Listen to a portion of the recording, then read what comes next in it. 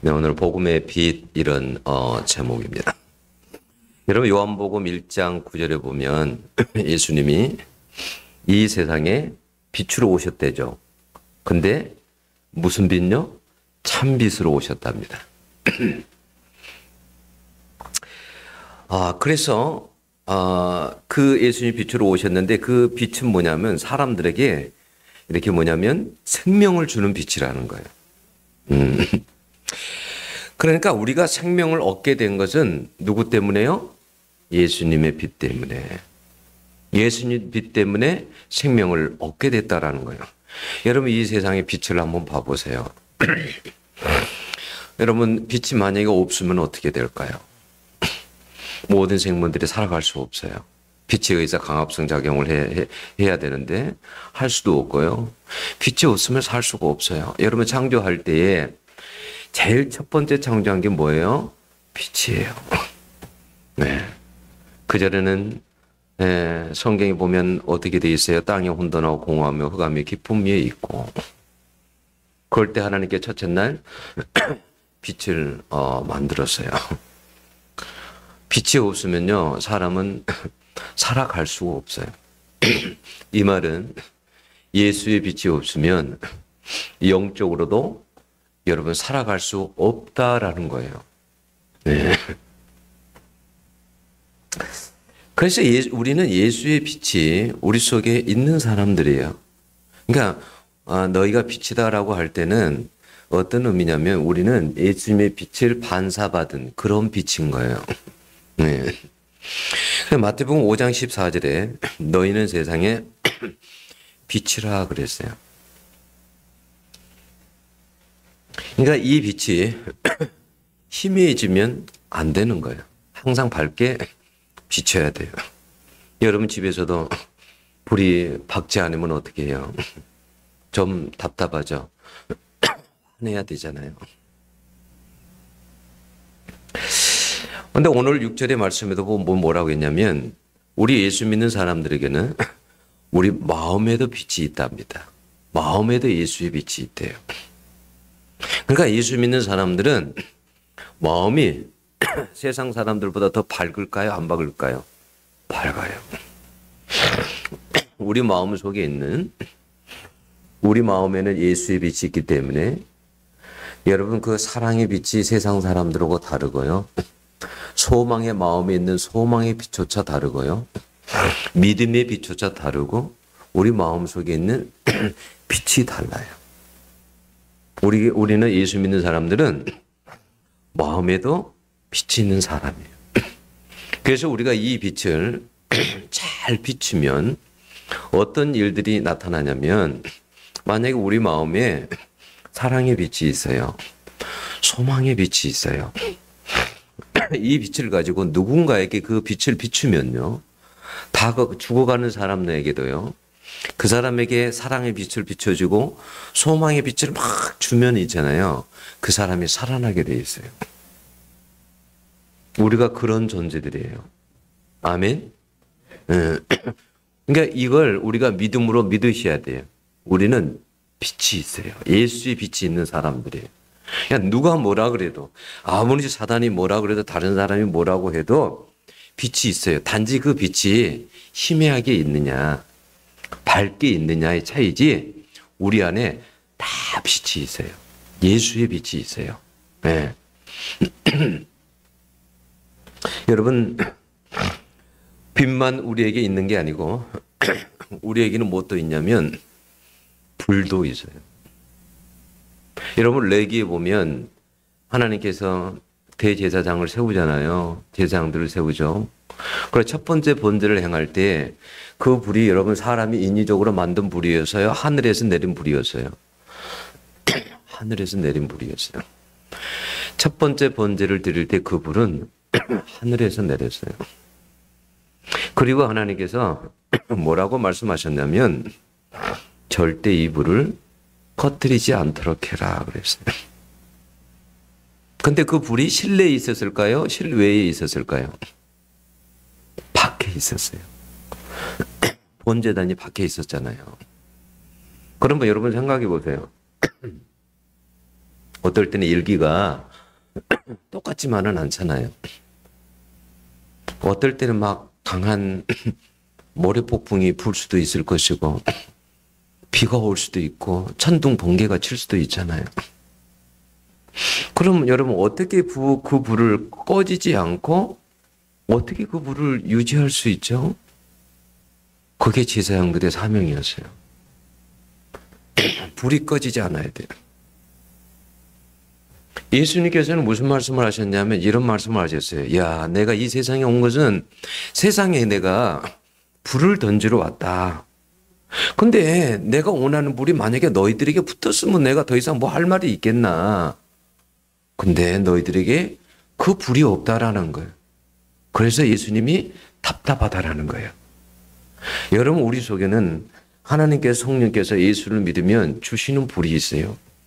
막 예수를 살고자 하는 불이 있고 위에서 때로는 예수를 위해서 죽고자 하는 불도 있고 네. 그런 우리 안에 어떤 불을 성령께서 우리 안에 주실 거예요. 예수를 믿을 때. 그건 세상의 불이 아니에요. 네? 세상을 위해서 사는 어떤 그런 불이 아니에요. 세상의 불이 아니에요.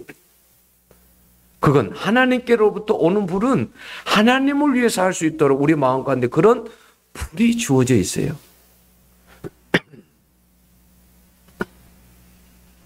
그러니까 어떤 상황에서도 우리가 이 불은 잘 관리해야 돼요. 우리에게 인생에 어떤 파도가 오고 어려움이 왔을 때에도 질병이 왔을 때에도 적어도 이 불이 희미해 줄 수는 있지만 이 불이 꺼지지 않도록 우리 자신이 관리를 하고 유지를 해야 돼요. 만약에 내가 그 첫사랑에 대한 불이 희미해져 간다. 그러면 어떻게 해야 될까요? 예, 불을 더 타오를 수 있도록 해야 돼요. 옛날에 시골에서 여러분 전부 다 불 지펴 봤잖아요. 그죠? 불이 약해지면 어떻게 해요? 나무를 더 갖다가 노튼지에서 불이 활활 타게 하잖아요. 그죠? 네. 그러듯이 여러분 마찬가지예요. 우리가 우리 속에 있는 그런 것을 우리 자신들이 이렇게 점검을 해야 돼요. 내 불이 꺼져가고 있는지 희미해 가는지. 네. 그럼 그 불이 활활 타오를 수 있도록 우리가 하나님 앞에 나와서 하나님께 의지하고 막 기도하고 그 불이 있어야 돼요. 우리 속에도 마찬가지예요. 막 구령의 불도 그런 열정의 그 불이 있어야 돼요. 네, 막 불이.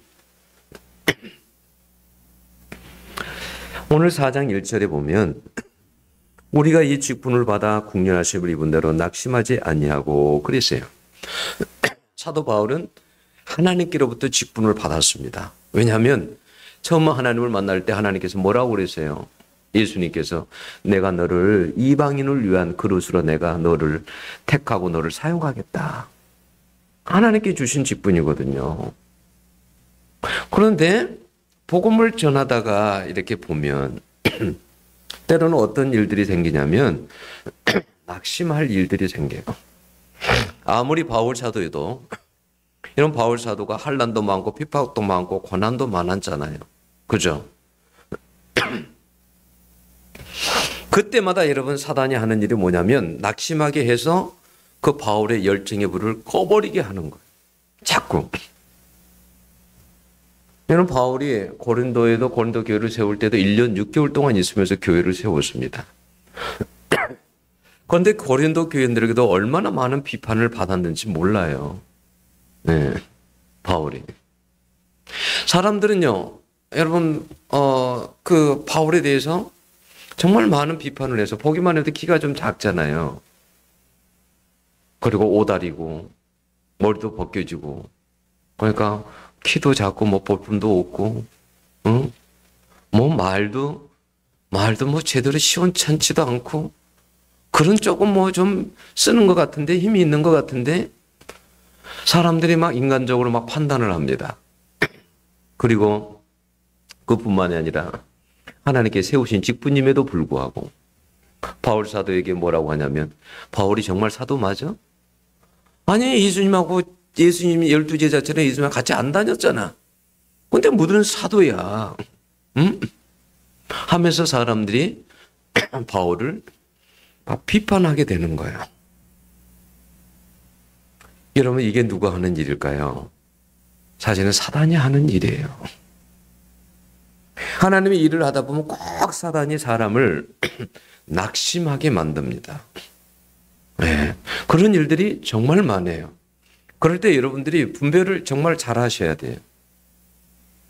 여러분, 내가 열심히 봉사를 하는데 어떤 사람들이 그러는 거예요. 너무 설친다.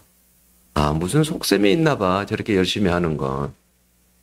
저는 그전에요, 교회를 딱 올려고 그러는데 한 집사님이 딱 그러는 거예요. 저한테. 정말 힘을 빼버리는 소리. 목사님, 교회가 되겠어요? 이런 말들. 그게 사람이 하는 이야기일까요? 저는 그렇게 생각 안 해요. 아, 저 사람 뒤에서 사단이 저렇게 하는구나. 사단이 하는구나. 여러분, 우리가 그런 소리를 들으면 사람인지라 낙심이 들고 시험에 들어서, 여러분, 그래서 봉사도 안 하고 시들시들 영적으로 죽어가고 믿음도 잃어버려요. 여러분, 엘리야 보세요. 엘리야가 여러분 갈멜산에서 막 하늘에서 불이 임해가지고 얼마나, 여러분, 마차가 달려가는데 마차 속도가 얼마나 빠릅니까? 근데 그 마차 앞에서 막 달려가잖아요. 얼마나 신이 난 거예요. 그런데 이세벨이 기다리고 있다가 뭐라고 합니까? 너가 내 선자들 다 죽였어? 너도 내가 내 선자들 죽인 것처럼 너도 내가 너를 죽여버리겠다. 그러니까 어떻게 해요? 낙심이 되잖아요. 그래서 로덴 나무 아래에 주저앉죠. 엘리야의 생각은 뭐예요? 그렇게 했으니까 좀 이세벨도 좀 딱 쳐버리면 얼마나 좋습니까? 응? 막 그럴 때 낙심이 되는 거죠. 그래서요, 여러분, 사단이 이 낙심이라는 무기를 정말 많이 사용합니다. 네. 사람을 낙심하게 만들어요. 힘을 빼게 만들어요. 그러다 보면 어떻게 할까요? 우리 속에 있는 불도 꺼져버리는 거예요. 2절에 바울은 뭐라고 그래요? 2절에 그렇게 많이 2절에 이 숨은 부끄러움의 일을 버리고 속임으로 행하지 아니하며 하나님의 말씀을 혼잡하게 하지 아니하고 이렇게 쭉 이야기하죠. 무슨 이야기하냐면, 야, 나는 내가 말이야 뒤에 숨어서 뭐 부끄러운 일, 나는 이런 거 한 적이 없어. 에? 부끄러운 일을 나는 한 적이 없어. 그리고 무슨 내가 뭐 교활하고 뭐 거짓되고 내가 내 이익만 챙기고 나는 그렇게 살지 않았어. 그리고 내가 너희들에게 복음을 전할 때도 나는 순전한 복음을 전했어. 예수의 복음, 순전한 복음을 전해서 내가 무슨 인기를 위해서 설교의 철학이나 구미에 당기는 재미있는 말을 섞어가지고 너희를 갖다가 그렇게 복음을 전하지 않았어. 나는 오직 예수 그리스도의 십자가 부활, 그 복음을 나는 전했어. 그러니까 나한테는 잘못이 없다라는 거예요. 에? 나는 잘못이 없다. 나는. 그래서 뭐냐면 나는 낙심하지 않는다는 거예요. 낙심하지 않는다는 거예요. 그런 말 때문에. 여러분 마음의 낙심을 물리칠 수 있기를 바랍니다. 여러분, 말씀을 전해도요, 여러분 다 달라요. 여러분, 물론 전하는 사람도 열심히 준비를 해야 되지만요, 여러분 때로는요, 전하는 사람에게만 여러분 책임이 있다고 있으면 안 돼요. 여기도 예배 드리는 사람 가운데요, 말씀을 받는 사람도 있고요, 어떤 사람들은 못 받는 사람도 있을 수 있어요. 네? 말 한마디 때문에 못 받는 사람도 있을 수 있어요. 근데요, 설교자가요, 설교를 할 때요, 여러분 한 사람 한 사람을 다 때로는 염두하고 설교를 하면 설교를 못 해요. 그잖아요. 아, 이 말하면 저 사람 상처받을 것 같고, 이 말하면 저 사람 상처받을 것 같고, 그러면요, 설교자가요, 설교를 못 해요. 바른 말도 못 하고, 아무 말도 못 하게 돼요. 그렇게 돼요.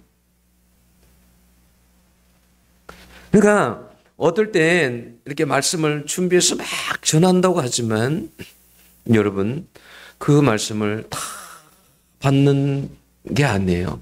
바울 사도 똑같아요. 설교에도 공격을 많이 받았어요. 말씀을 전해도. 그러면 여러분 낙심할 수도 있죠. 낙심할 수도.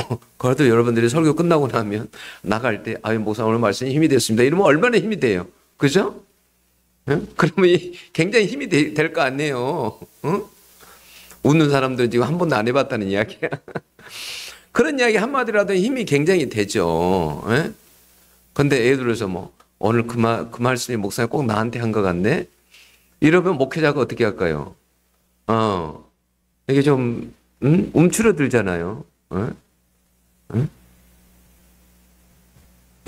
여러분, 우리가 정말 낙심은 사단이 사람을 낙심하게 만들어요. 사방에서요. 야, 여러분, 기도하다가도 응답이 안 되면 사람이 낙심되잖아요. 저도 그런 거 경험해요. 기도하다가 기도에 응답이 막 안 되면 낙심이 돼요. 낙심이. 내 뜻대로 뭐가 안 되면 막 낙심이 되는 거야. 이게 이렇게 됐으면 좀 좋을 텐데, 이게 안 되면 낙심이 돼요. 여러분, 이런 방해를 잘 물리쳐야 될 줄로 믿습니다. 3절에 보면 이렇게 말씀합니다. 만일 우리 복음이 가리웠으면 망하는 자들에게 가리운 것이라. 이렇게 돼 있어요. 복음이 가리워진대요.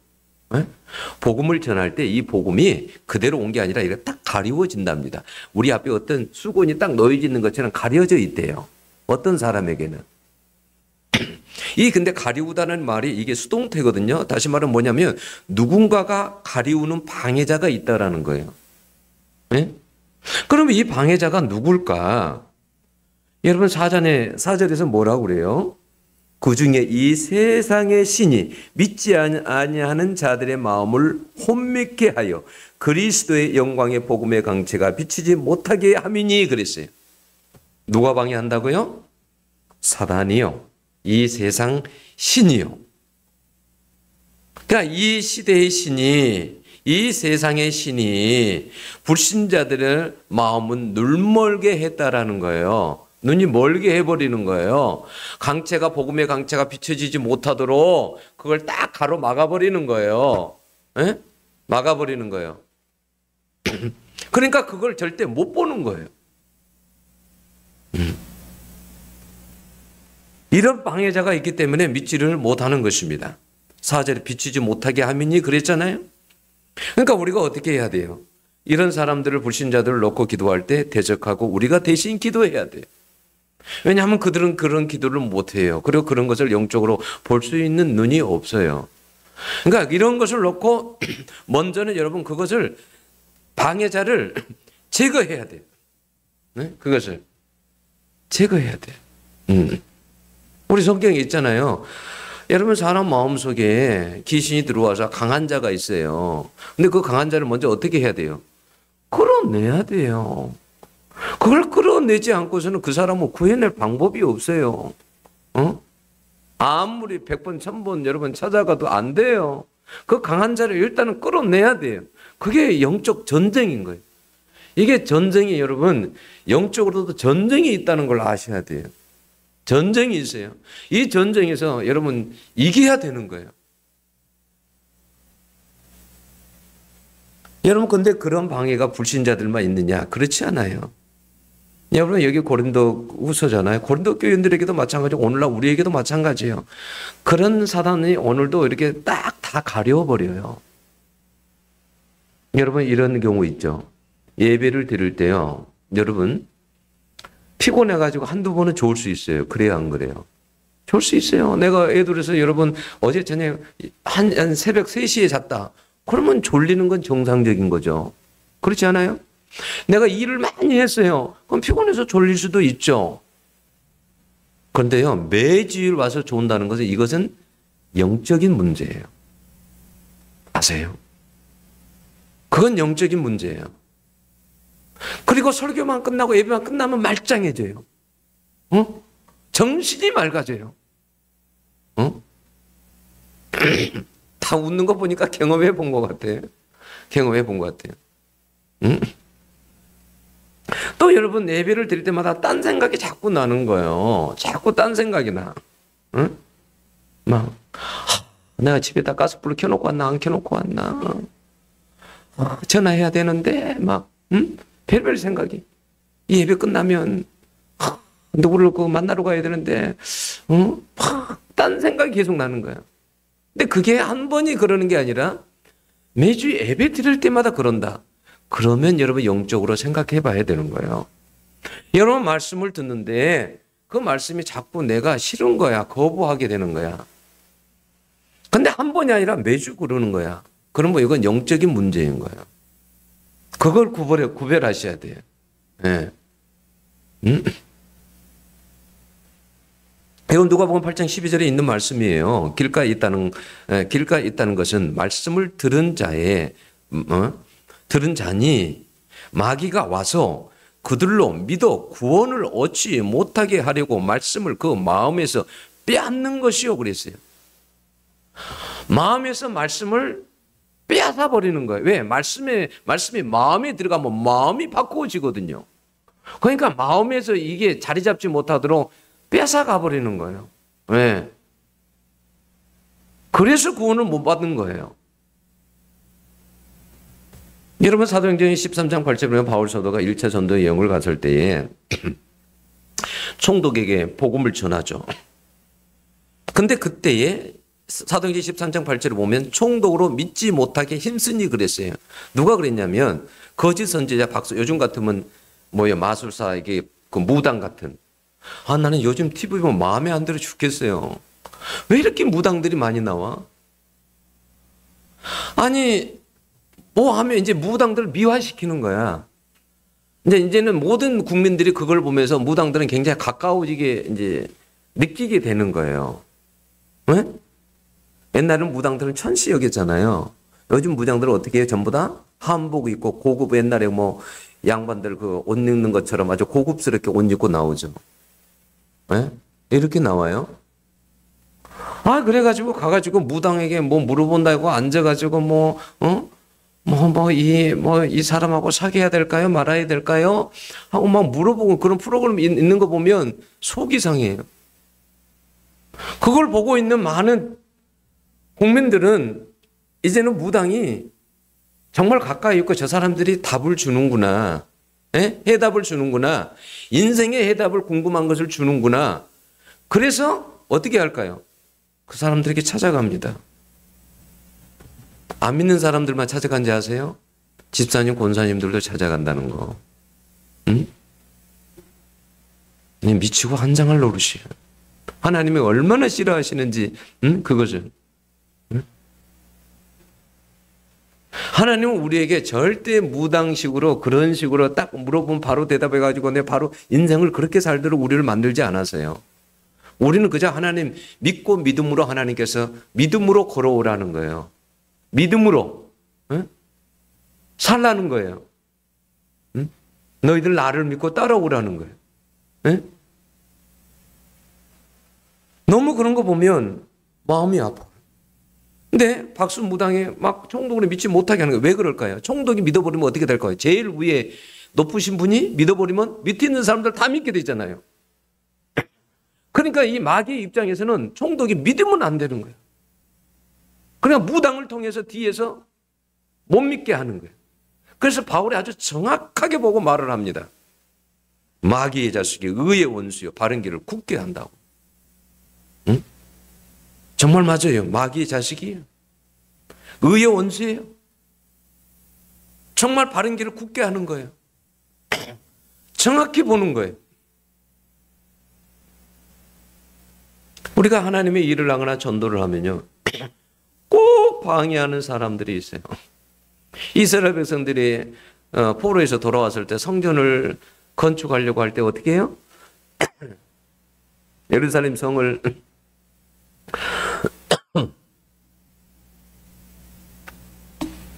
무너진 성들을 갖다가 복원하려고 할 때 이 옆에 나라 산발라 도비아 이런 사람들이 와서 어떻게 해요? 방해하잖아요. 하나님의 일을 하면 꼭 방해하는 사람들이 있어요. 여러분들이 기도하려고 딱 마음을 먹어도 방해하는 일들이 많아요. 뭐가 걸려서 기도하기가 어려워.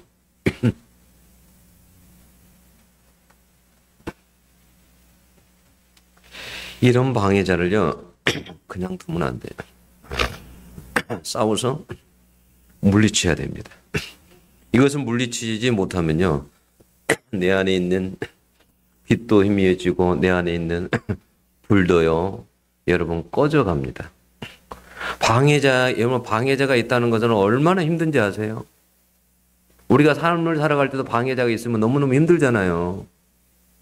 응? 내가 저 사람 때문에 너무 스트레스 받아. 응? 그런데 영적으로 방해자가 한번 있다고 생각해 보세요.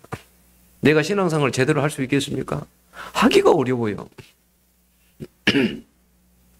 근데 여러분, 사단이 사람의 마음을 어떻게 빼앗는지 아세요?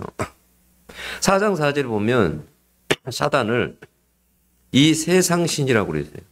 이 세상. 영어 성경에는 다들 이 세상 신을 가다가 어떤 성경은 이 세대 신이다. 이 세대의 신이다. 이 시대의 신이다. 이렇게도 번역을 했어요. 아무튼 여기 사단을 이 세상 신이라고 그래요. 이 세상 신이라는 게 뭘까요? 그러니까 사단이 사람의 마음을 어떻게 뺐냐면 이 세상의 것들로 이 세상의 것들에 눈이 멀게 하고 마음을 빼앗기게 만드는 거예요. 그래서 거기에 눈이 멀게 해가지고 하나님을 바라보지 못하게 하는 거예요. 네, 그게 이 세상 신이에요. 응? 그게 뭘까요? 여러분 그런 게 돈과 권력과 명예와 쾌락과 음란 같은 거 이런 거 아닐까요? 이 세상에 있는 것들, 사람의 마음을 빼앗을 수 있는 것들, 네? 이런 것들로 사람의 마음을 빼앗아 버려요. 눈이 멀게 만들어 버려요. 그 주님을 바라보지 못하게 만드는 거예요. 여러분 왜 하나님께서 이스라엘 백성들을 광야로 인도하신 줄 아세요? 광야에는요 마음을 빼앗길 만한 것이 없어요. 그래요, 안 그래요? 광야에는 마음을 빼앗길 만한 게 없어요. 광야에서 탐나는 게 있으세요? 아우, 저 뱀이 탐난다. 아우, 저 정갈이 탐나. 아우, 저 바람, 저 모래바람. 광야에서는 탐날 게 하나도 없어요. 마음을 빼앗길 만한 게 하나도 없어요. 네? 거기에 여러분 이런 거 봤어요? 광야를 가는데 고급 주택 뭐 왕궁이 나타나 있더라 이런 거 봤어요? 없어요. 막 거기에 막 고급 승용차가 달리는 거 봤어요? 없어요. 광야에는 우리의 마음을 뺏길 만한 것이 하나도 없어요. 그럼 광야에서는 뭐만 봐야 돼요? 하나님만 바라봐야 돼요. 하나님만. 그래서 광야로 인도하신 거예요.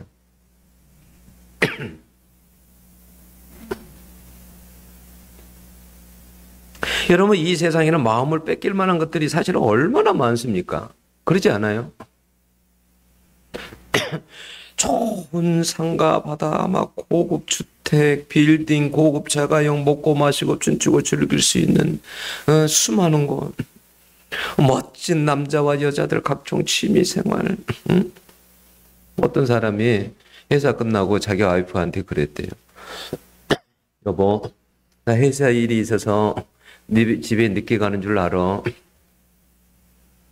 근데 이게 한두 번이 아니고 하다 여러 번 되는 거예요. 그러니까 이상하다. 이게 뭔가 이상하다. 그래서 바람 피우는 남자들의 특징은 핸드폰을 꽉 쥐고 있답니다. 핸드폰을 꽉 쥐고 있대요. 핸드폰을.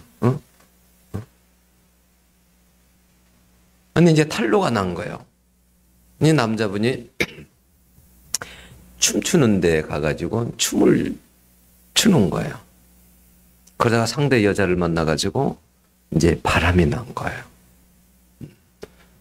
바람이. 춤바람 나봤어요? 아, 나도 한 번씩 배우고 싶대. 탱고, 뭐, 이런 거. 응? 춤추면 얼마나 좋겠어요? 기분이 좋아지겠어요?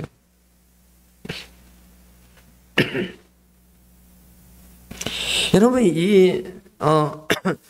세상 신은요, 이 사단은 불신자들 뿐만이 아니라 믿는 자들까지도 이 세상의 것에 마음을 빼앗겨 눈이 멀게 만들어 버려요. 예수님한테도 사단이 여러분 시험한 게 뭐였어요?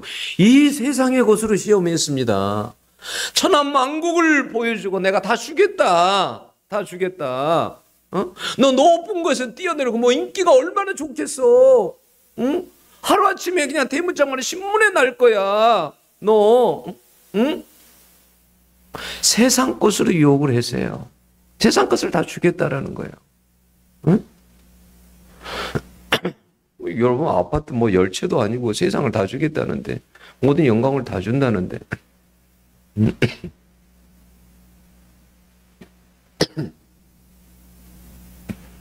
여러분 사단이 이렇게 하는 이유가 뭘까요? 그게 뭐냐면 영광의 복음의 강체가 비추지 못하도록 해서 믿지 못하도록 하기 위해서라는 거예요. 그래서 사람을 그런데 빠지게 만들어 버리는 거예요. 네. 그래서 여러분 불신자들은 어떻게 보면 영적인 눈이 멀어 있어요. 그래서 예수가 안 보이는 거예요. 무엇에 붙잡혀 있어요? 이 세상에 마음이 빼앗긴 사람들이에요. 네. 그냥 여러분 너무 이 세상 것에 너무 중독이 되어 있으면 안 돼요. 끊으셔야 돼요. 내가 그것 때문에 주님을 온전히 바라볼 수가 없을 수가 있어요. 내가 만약에 어느 것에 거기에 깊이 빠져가지고 거기에 중독이 돼가지고 여러분 만약에 하나님보다 더 사랑한다. 그러면 그건 끊으셔야 돼. 하나님이 원하는 건 다른 게 아니라 너는 마음을 다해요. 너 힘을 다해요. 너 목숨을 다해요. 주 너의 하나님을 사랑하라. 강야를 하나님께서 이끌었던 하나님은 하나님이 원하는 건 그런 거였어요. 여러분 하나님이 이스라엘 백성들이 가나안에 들어갈 때 뭘 걱정했어요? 여러분 강야하고 가나안하고는 안지 틀리는 거 아니에요. 그죠? 강야에서는 여러분 아무것도 없기 때문에 하나님께서 다 먹여줬어요. 하늘에서 만나를 내리고 여러분 다 하고 다 먹여줬다고요. 모든 것을 하나님께서 다 하셨다고요. 근데 가나안 가면 어떻게 해요? 이방 문화잖아요. 네? 그러면 그곳에 가면 어떻게 될까요? 더 좋은 집에서 살고 싶지 않겠어요? 거주하다 보면 이제는 옮겨 다니지도 않는데 더 좋은 집에서 살고 싶고 더 많은 것을 가지고 싶고 더 누리고 싶고 그러지 않겠어요? 근데 그런 게 문제가 아니라 뭐가 문제냐면 마음을 거기에 빼앗겨 버린다는 거. 에? 가서 가나안 신들에게 마음을 다 빼앗겨 버리잖아요. 하나님이 염려하는 게 이거거든요. 뭐에 그냥 홀릭 쑥 빠져 들어가 버리는 거예요. 그러면 하나님은 못 바라봐요. 이게 하나님이 염려하는 거예요. 그러니까 우리가 이 세상인 것도 마찬가지예요. 여러분 가룟 유다 한번 가만히 생각해 보세요. 가룟 유다가 돈을 사랑했죠. 그죠? 그래서 어느 날부터 돈을 훔치기 시작했어요. 에? 그래서 성경에 보면 뭐냐면 저는 도적이라 그랬어요. 요한복음 보면 저는 도적이라 그랬어요. 돈을 훔쳐가는 거예요. 자꾸. 그러니까 돈에 눈이 멀어버린 거예요. 돈에 눈이 멀다 보니까 예수님까지도 어떻게 해요? 팔아버린 거예요. 그래서 요한복음에요. 13장 2절로 마귀가 벌써 시몬의 아들 가룟 유다 마음에 예수를 팔려는 생각을 넣었더니 그랬어요. 거기에 홀릭하니까 어떻게 해요? 마귀가 생각을 예수님을 팔 생각을 집어넣어 버리는 거예요. 우리가 어떤 것에 빠지면 우리도 그렇게 헤어나오지 그래서 못할 수가 있어요. 그러니까 세상에 너무 빠져버리는 것은 그건 좋은 게 아니에요. 여러분 삼손 생각해 보세요. 삼손은 참 여자에 약했죠. 그죠? 여자에 약했어요. 여러분 삼손은 라실인이잖아요. 가까이 해야 될 것이 있고 아까 안 해야 될 것들이 있어요. 라실인이었어요. 그런데 여러분 여자의 삼손이 약하잖아요. 그래서 결국 무너질 때 들릴라에 의해서 무너지잖아요. 나중에 비참하게 두 눈이 다 뽑히잖아요. 네? 그래서 우리가요 항상 자기의 약함을 알고 있으면 약함을 놓고 기도하셔야 돼요. 나의 약함이 영적으로 어떤 것이 약한 건지. 그래서 그것을 놓고 여러분 기도해야 돼요. 나의 약한 것이. 내가 약한 게 영적으로 뭐가 약한가? 그 부분에서. 그 부분을 놓고 하나님 앞에 여러분 기도하셔야 돼요. 왜냐면 너무 바쁜 사람도 여러분 마음은 뺏길 수 있어요. 바쁜 것에. 바빠서 예수 못 믿어요. 바빠서 하나님 일을 못 해요. 여러분 이 바쁜 것도 여러분 그래서 어떻게 보면 바쁜 것 때문에 생명을 잃어버릴 수도 있어요.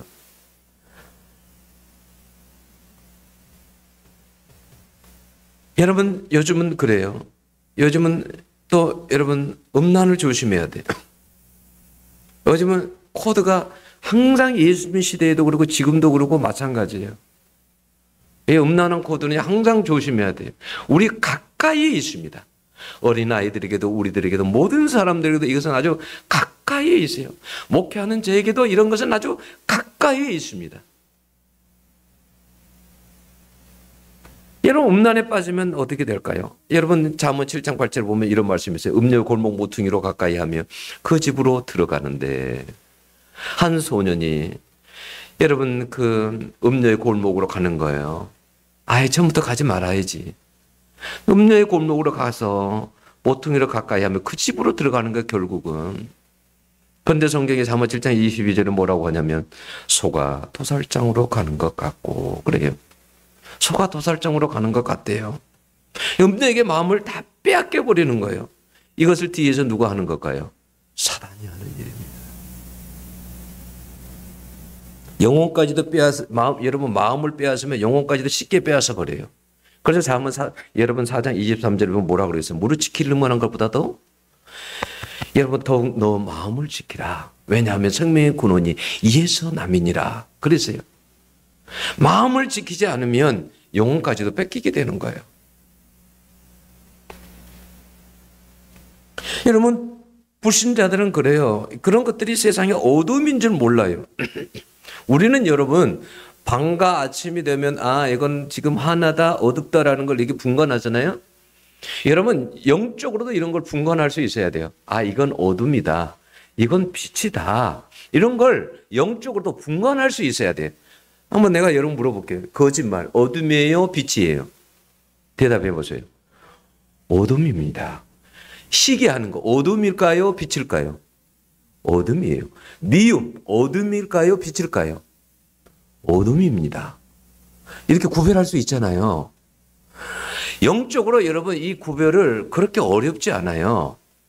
영적으로도 확연히 빛과 어둠은 여러분 구별됩니다. 탐심, 어둠일까요? 빛일까요? 어둠이에요. 어떻게 그리 잘하세요? 여러분, 확연하게 여러분 빛과 어둠은 여러분 확연하게 구분이 됩니다. 빛과 어둠은. 구분이 돼요. 근데 우리가 그런 걸 잘 못 느끼고 살아가는 거예요. 이게 어둠인지, 여러분 이 말하는 것도 말도요, 말 속에서도 빛이 나오고 어둠이 나옵니다. 이 입에서도요, 빛이 나오고 어둠이 나와요. 아세요? 이걸 우리가 알면 그러니까 이런 것들이 얼마나 여러분, 입에서 나오는 것은 어디서 나오는 거라고요? 마음에서 나온다. 그러면 내가 입에서 만약에 빛이 나오면 내 마음이 어떤 거예요? 빛으로 가득한 거예요. 근데 내 마음에서, 내 입에서 어둠이 나오면 어떻게 해요? 내 마음에 아직 어둠이 가득한 거예요. 그래서 거짓말하는 사람, 그 거짓말을 끊지 않는 한, 마음에서 끊지 않는 한은 계속 어둠의 생활을 하게 돼 있어요. 계속. 근데 사람들은 그것을 잘 몰라. 내가 어둠 속에 있네. 여러분, 어둠이라는 게 굉장히 넓습니다. 여러분, 예수 안 믿는 것 자체도 어둠이고, 예수를 거부하는 것 자체도 여러분, 어둠이고, 순종하지 않는 것도 어둠이고, 이건 그 모든 것들이 다 어둠입니다. 근데 그걸 세상 사람들은 어둠인지도 잘 모르죠. 여러분, 그러면 어떻게 우리가 그들을 예수님께로 인도할 수 있느냐는 거예요. 바울은 여러분 5절에서 이렇게 말합니다. 5절을 볼까요? 우리는 우리를 전파하는 것이 아니라 오직 그리스도 예수의 주 되신 것과 또 예수를 위하여 우리가 너희의 종된 것을 전파함이라 그랬어요. 참 무슨 말이에요? 무슨 말이냐면 바울은 지금 하고 싶은 건 우리를 전파하는 것이니까 우리를 자랑하고 우리는 그런 일 않겠다라는 거예요. 우리는 그런 거 안 한다. 어디 가서 나 자신을 자랑하고 그러지 않는다라는 거예요. 응?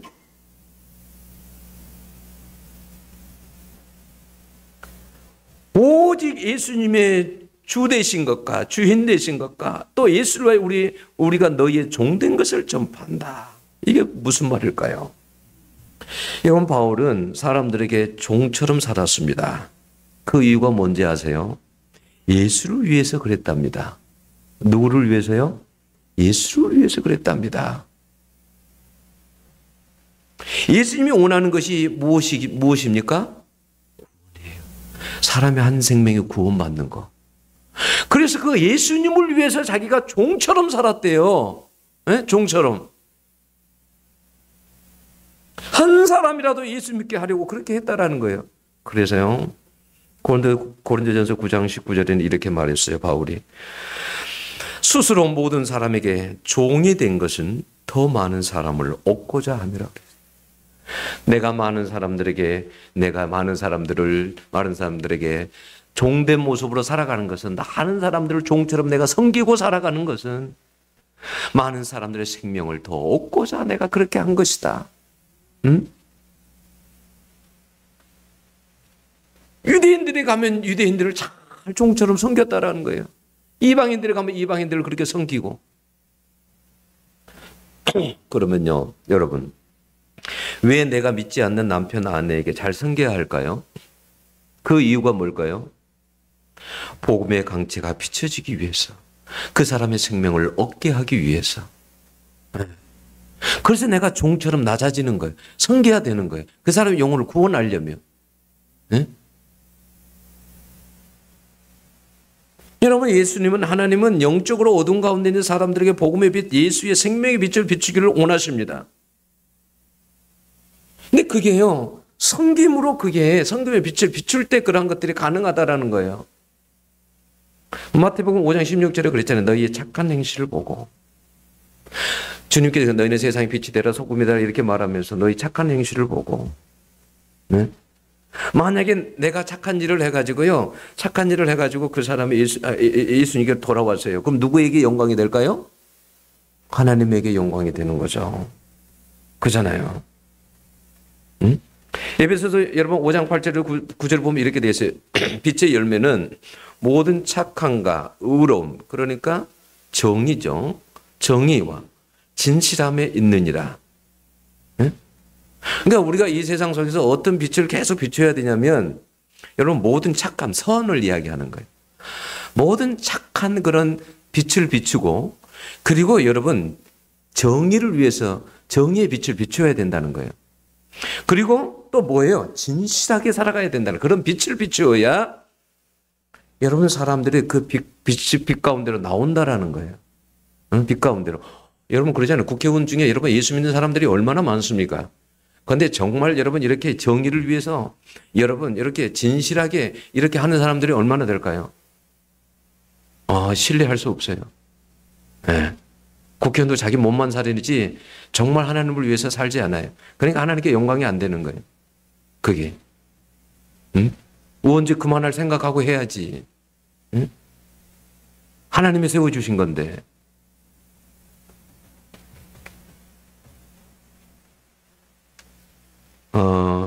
어느 목사님이 그런 글을 써놨더라고요. 어느 날 자동차를 고치러 갔대요.